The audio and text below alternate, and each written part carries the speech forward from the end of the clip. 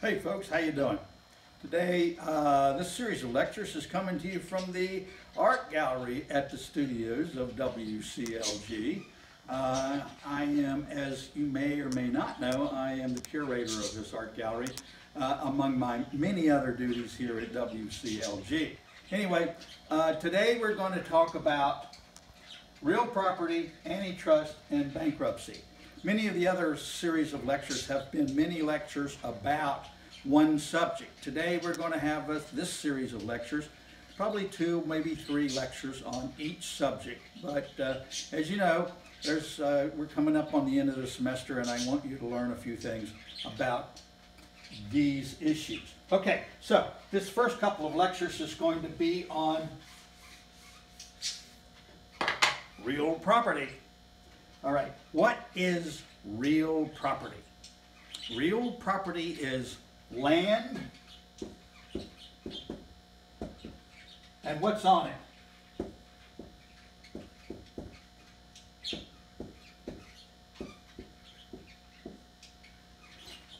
That means the house, the trees, the dirt.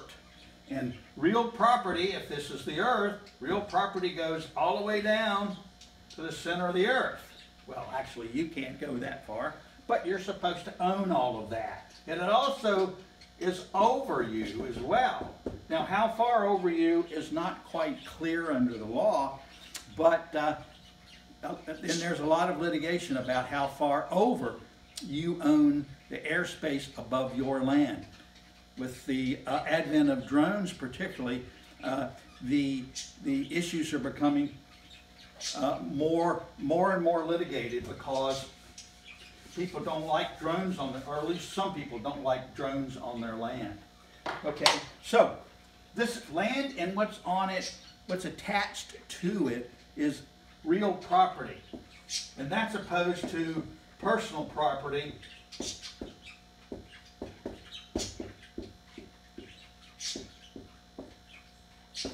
which is the stuff that you have otherwise, like your furniture, your car, your stocks, your bonds, your bank account. All that stuff is personal property. But today we're going to talk about real property.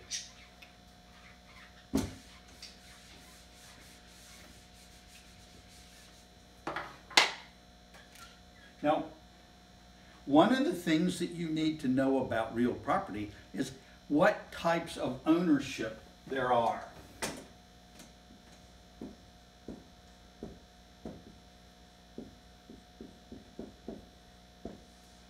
You can own real property in several different ways, and your legal rights depend upon the type of ownership you have. The best kind of ownership for real property is called fee simple absolute.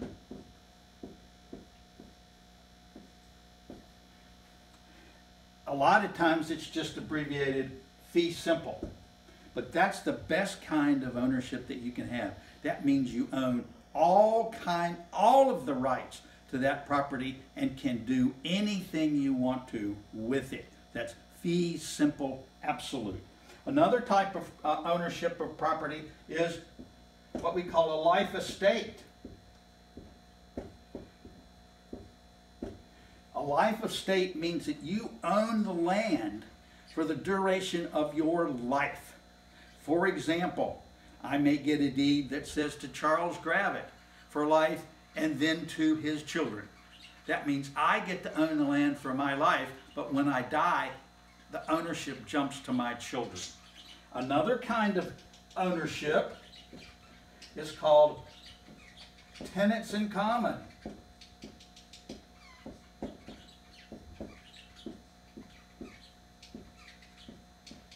Tenants in common, that's where several people each own a percentage of a piece of land. For example, if my wife and I own a piece of land as tenants in common, then that means that she owns some and I own some. The part that I own, I can sell, I can give away, I can do anything I want to with it. The part she owns, she can do all of that stuff herself. Tenants in common means that the people that own the land each own their individual portion and can do anything they want to with that. Another kind of ownership is called joint tenants. Now, joint tenants, each joint tenant owns it all.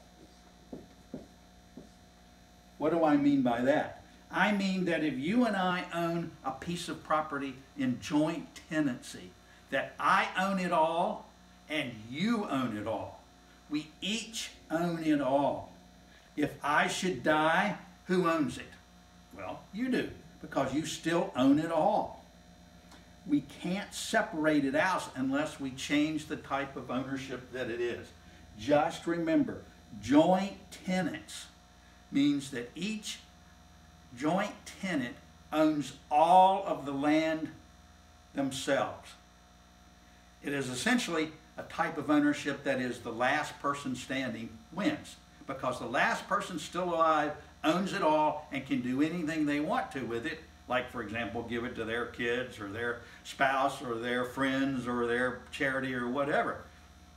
But these are the main types of ownership. Now, one of the things that most people in California know about, of course, is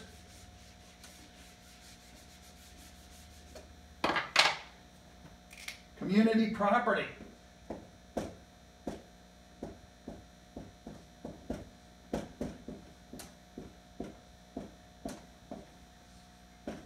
Now, community property is a Spanish concept, and it came to the western states through the Spanish colonies.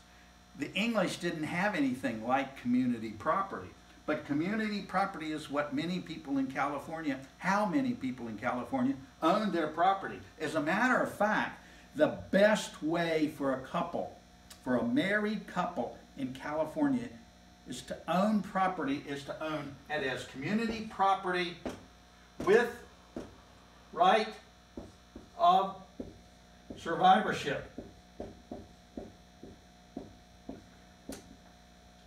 That means when one person in the community, that is a husband or a wife, dies, the other person has it all. So the best way to own property in California is community property with right of survivorship.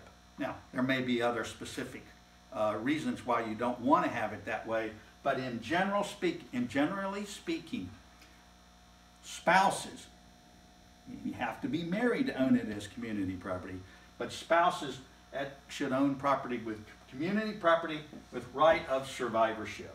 Okay, we're going to talk about other kinds of property in the next lecture, so I'll see you around. Thank you.